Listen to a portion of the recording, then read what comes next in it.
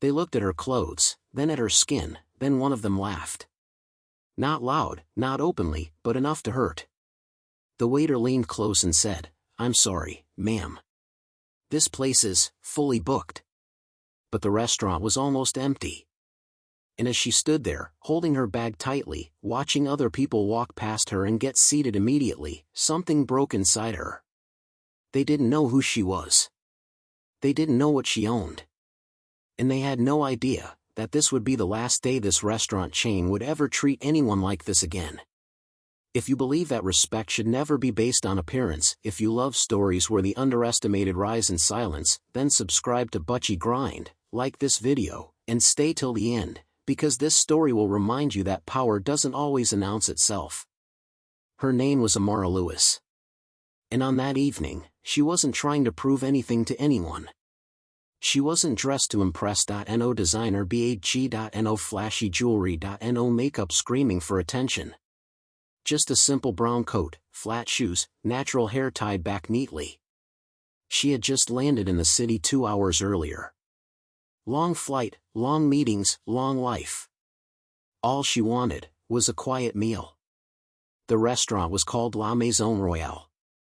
One of the most talked about fine dining restaurants in the city, known for luxury, known for exclusivity, known for high standards. At least, that's what the reviews said.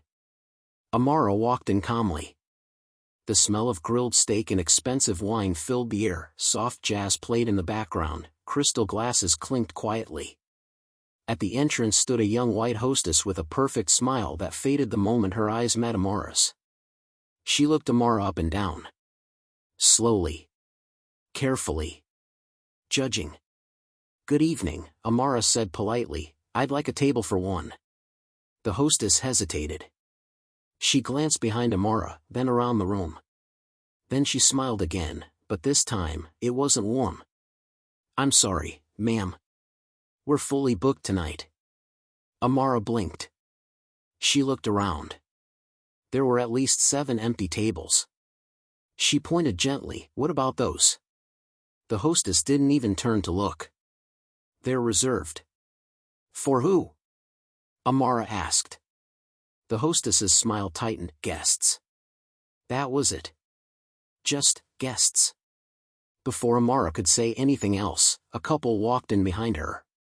Well-dressed, laughing, white. The hostess's face lit up immediately. "Good evening. Welcome to La Maison Royale. Right this way, please." She picked up menus. "Wait," Amara said softly.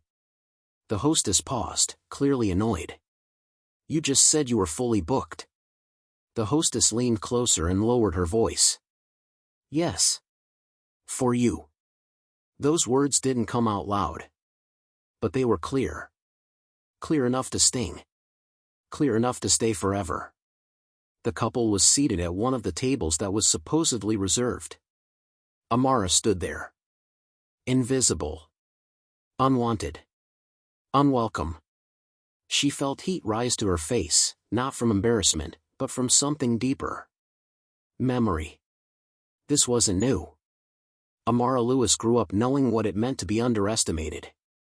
She was raised by a single mother in a small apartment with peeling paint and loud neighbors.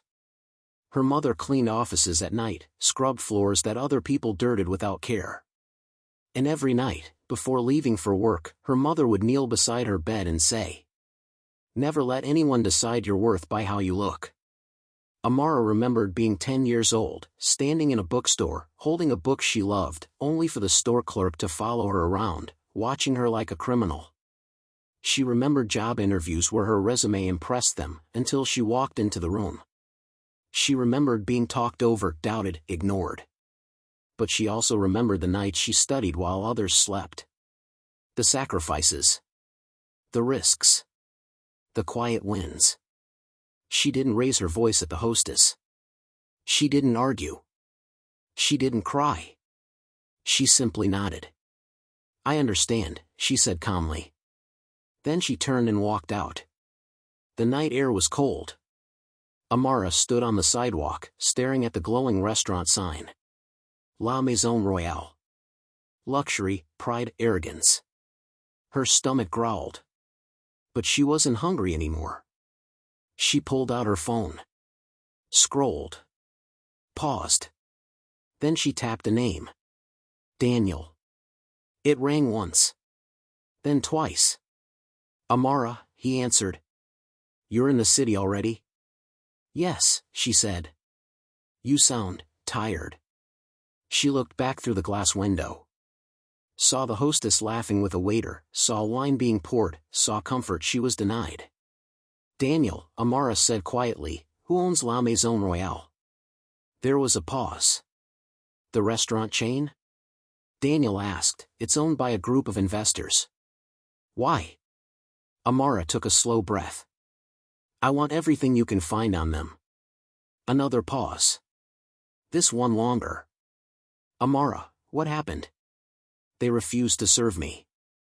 Silence. Then Daniel exhaled slowly. I'll call you back in 10 minutes. She hung up. And as she walked away from the restaurant, heels tapping against the pavement, no one inside noticed her leaving.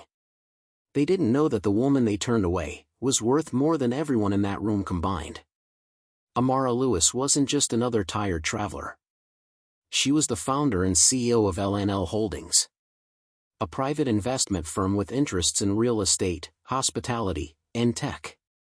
She didn't post her wealth online. Didn't chase validation. Didn't dress like money. She believed silence was power. And that night, that silence was about to speak. 10 minutes later, her phone rang. Amara, Daniel said carefully, La Maison Royale is struggling. She stopped walking. What do you mean? Quietly struggling, he continued, declining profits. Bad management.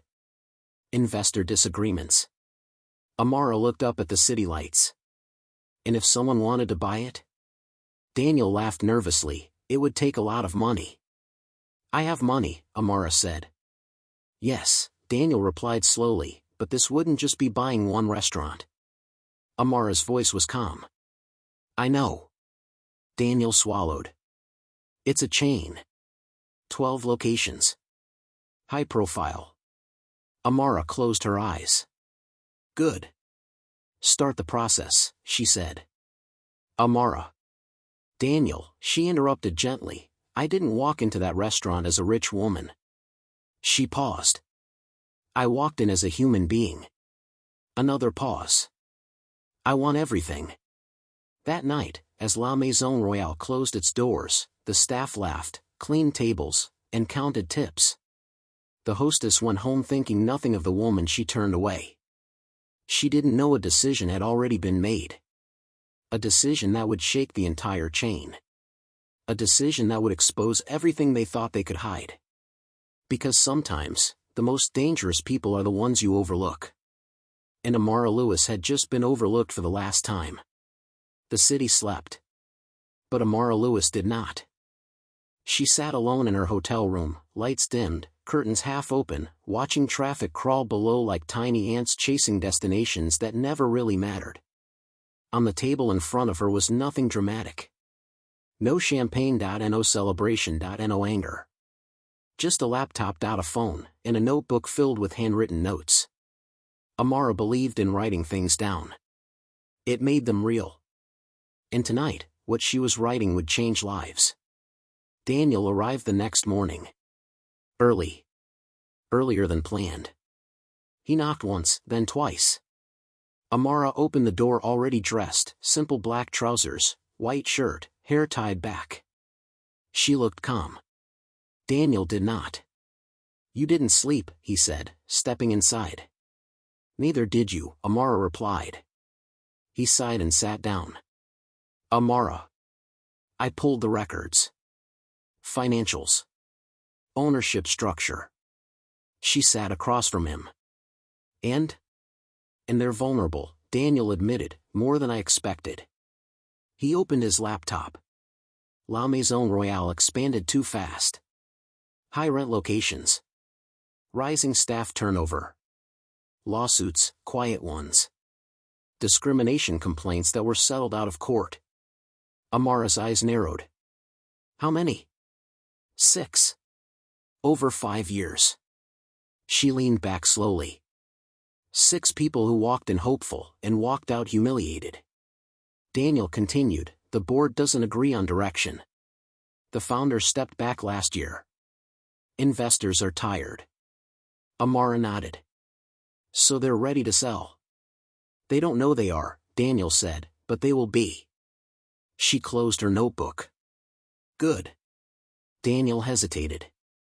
Amara, can I ask you something? She looked at him. Why this? He gestured vaguely. Why now? You've walked away from worse. You could have gone to another restaurant. You could have ignored it. Amara stood up and walked to the window. I could have, she said. Then quietly, but someone else will walk in tomorrow. Daniel didn't respond. And the next day. And the next, she continued, and each time, they'll be reminded that dignity has a dress code. She turned back to him. I don't want revenge. Daniel frowned. This looks like revenge. Amara shook her head. No. This is correction. The first offer went out discreetly. No headlines. No drama. Just a clean, professional proposal sent through legal channels. A serious one. Enough to make the board uncomfortable. Enough to make them curious. Enough to make them talk. 2 days later, they responded. Politely, cautiously. They declined. Daniel called Amara immediately. They said no, he said. Amara smiled faintly. Of course they did. Daniel frowned. You're not worried? No, she replied. They don't say yes until they're afraid. She stood and picked up her coat. Now we apply pressure. Amara never raised her voice. She didn't need to. Within a week, 3 things happened. First, one of La Maison Royale's biggest silent investors pulled out. No explanation, just, gone. Second, a lease renewal on one of their flagship locations was suddenly rejected. The landlord had received a better offer. Third, a major food supplier announced logistical challenges and suspended service temporarily. Nothing illegal, nothing obvious. Just inconvenience. Just instability. The board panicked. Meetings were called. Voices were raised. Fingers were pointed. They didn't know Amara's name. But they felt her presence.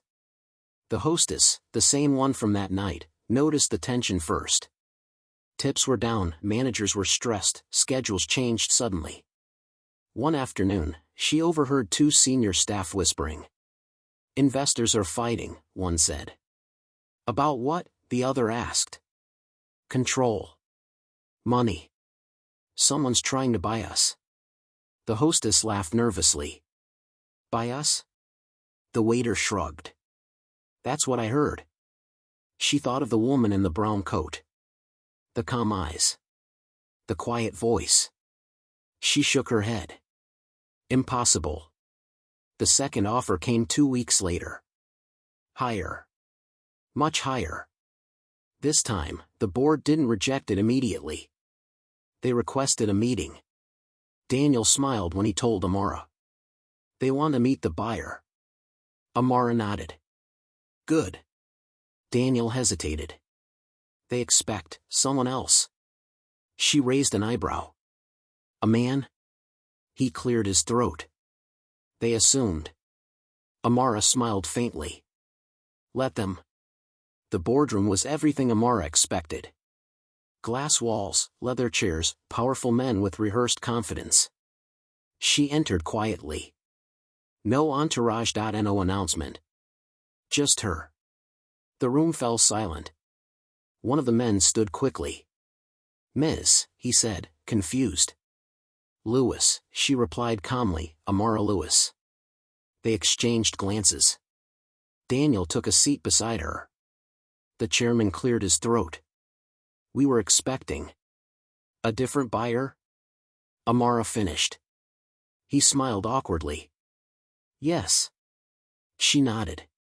You're looking at her. Silence. Then light laughter. Not mocking, but unsure. Uncomfortable. The chairman recovered. Well, Ms. Lewis, your offer is generous. But we have concerns. Of course, she replied. Our brand, another man said, our reputation. Amara folded her hands. Your brand is already bleeding, she said softly. The room stiffened. She continued calmly. Staff turnover. Supplier issues. Legal settlements. Declining loyalty. She looked around the table. You don't need me to tell you that. The chairman leaned forward. And you think you can fix that? Amara met his gaze. I know I can. A pause. Why? Another asked. She smiled. Because I care who you refuse to serve. The men exchanged confused looks. Daniel remained silent. The chairman sighed. We'll need time. Amara stood. You don't have much. That night, alone again, Amara allowed herself to feel it. The sting. The humiliation. Not just from the restaurant, but from years before.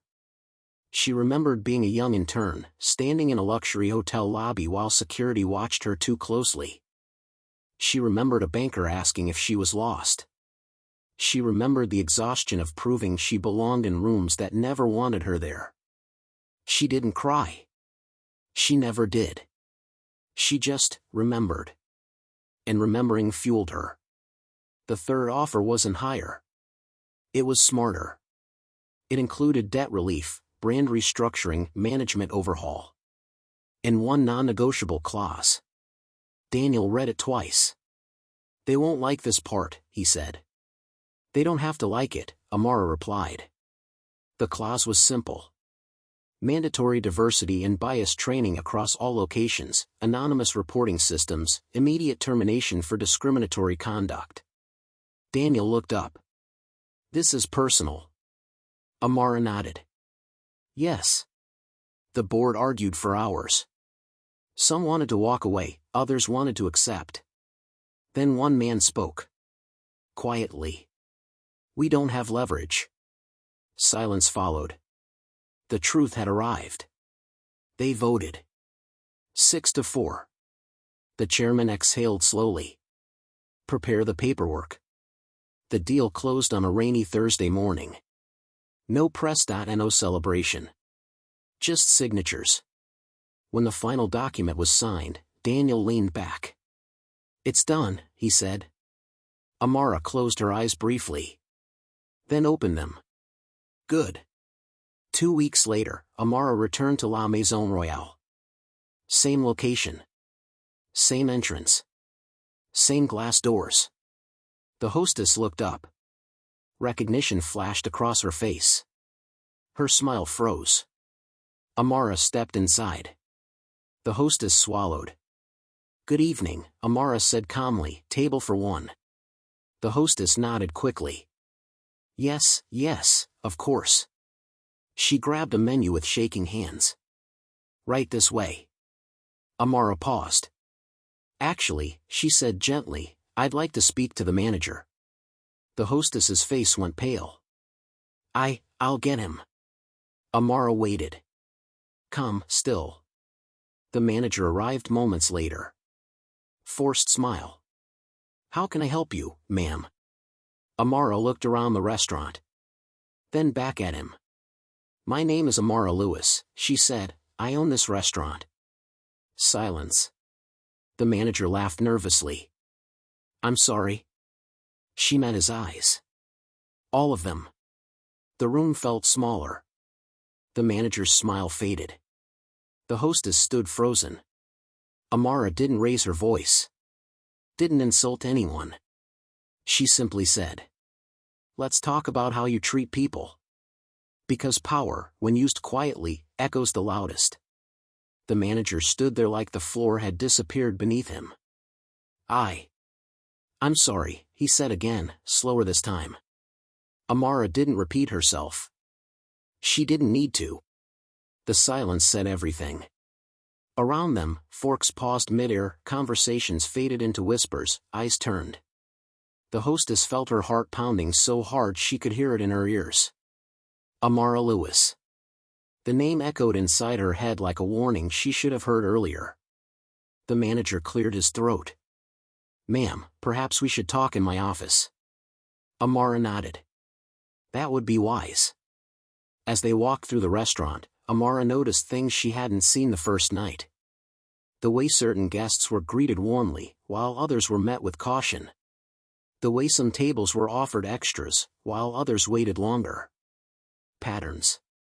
Quiet ones. Intentional ones. The hostess followed behind them, her hands shaking. She wanted to disappear. The office was small. Too small for the weight of the moment. The manager closed the door. "I had no idea who you were," he said quickly. Amara sat down. "That's the problem," she replied calmly. He swallowed. "I mean, if we had known." Amara raised her hand gently. "No," she said, "don't finish that sentence." He stopped. "If respect only comes with recognition," she continued, "then it isn't respect." The manager nodded, sweat forming at his temples. "I take full responsibility," he said, "if someone on my staff behaved improperly." Amara leaned forward. "They didn't behave improperly," she said, "they behaved normally." That confused him.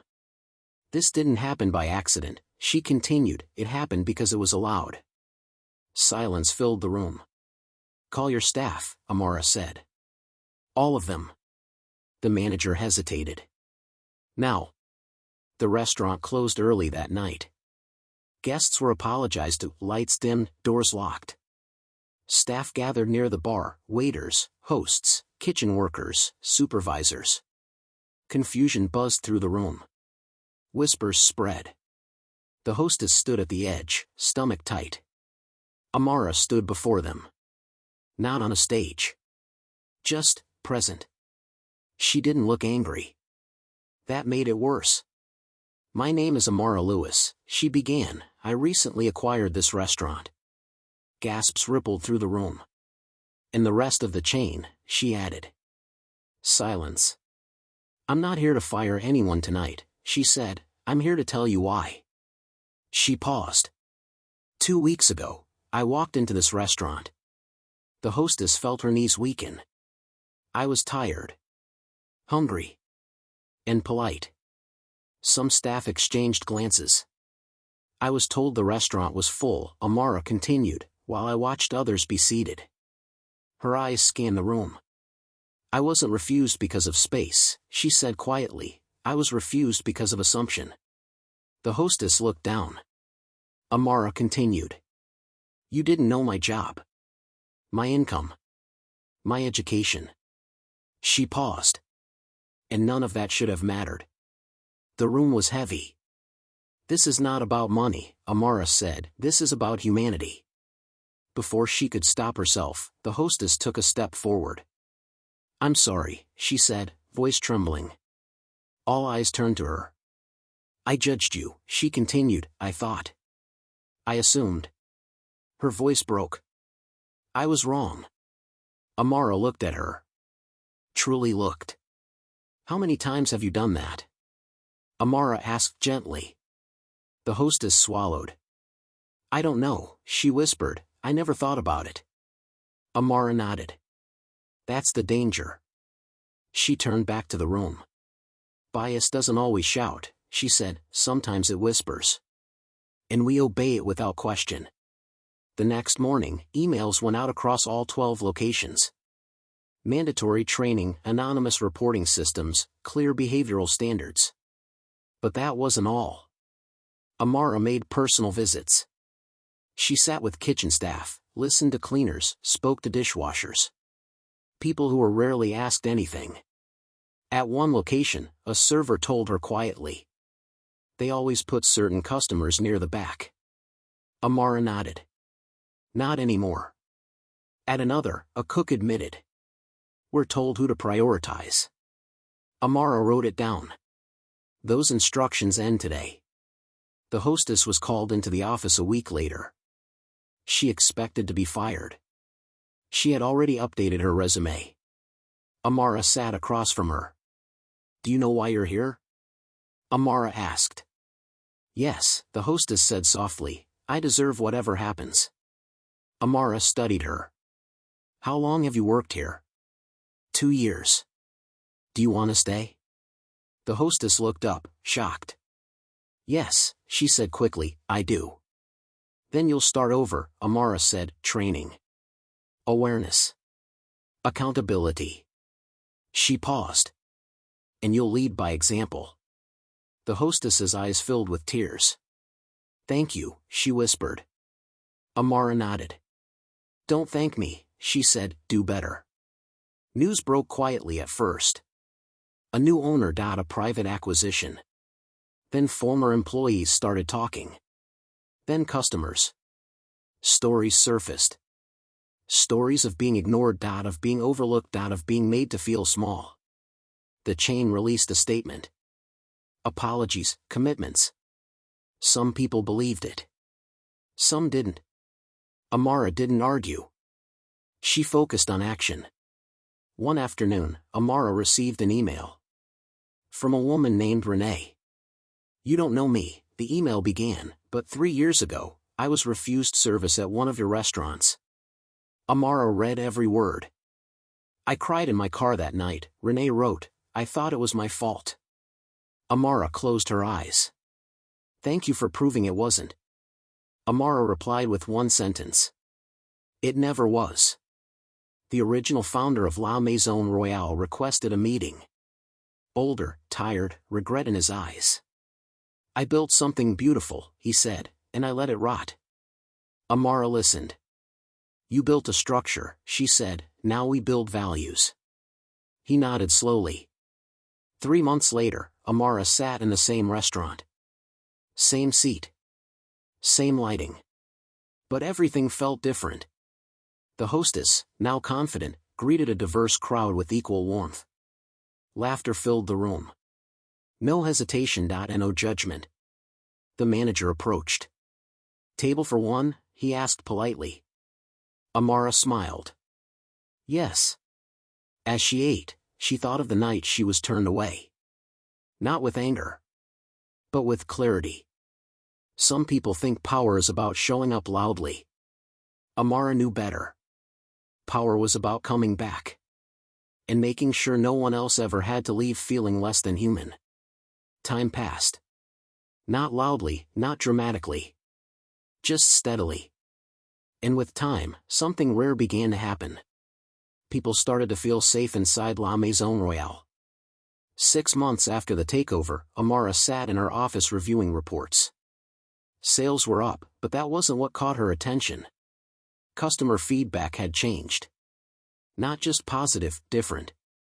Felt welcome for the first time. No side eyes. They treated my parents with respect. I didn't feel rushed or judged. Amara leaned back in her chair. This was the return on investment she cared about. Luxury, she believed, was not about price. It was about dignity. The hostess, her name was Emily, had changed too.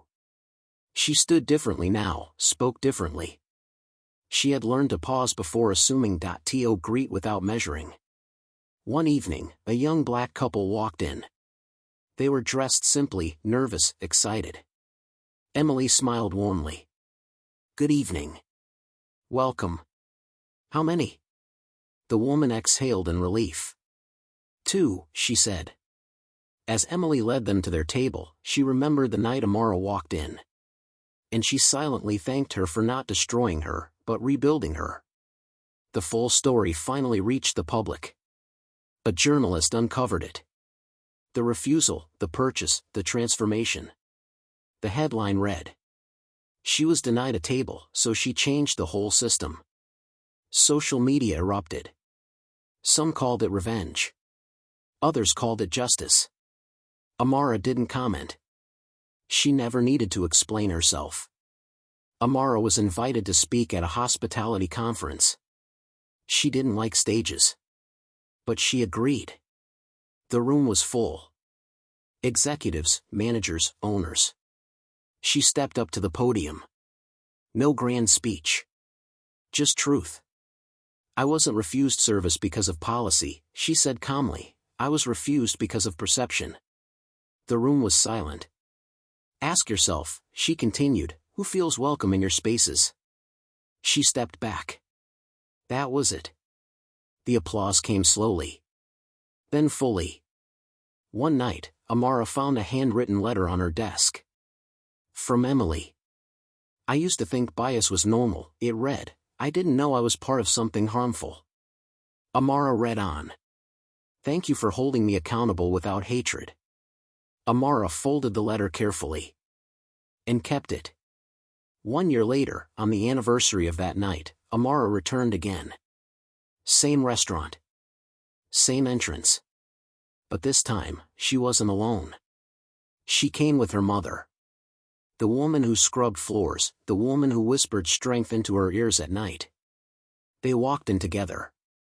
Emily greeted them with a smile. Good evening. Welcome. No hesitation. No pause. Just warmth. They were seated near the window. Her mother looked around in wonder. This place is beautiful, she said. Amara smiled. Yes, she replied, but it wasn't always. Her mother squeezed her hand.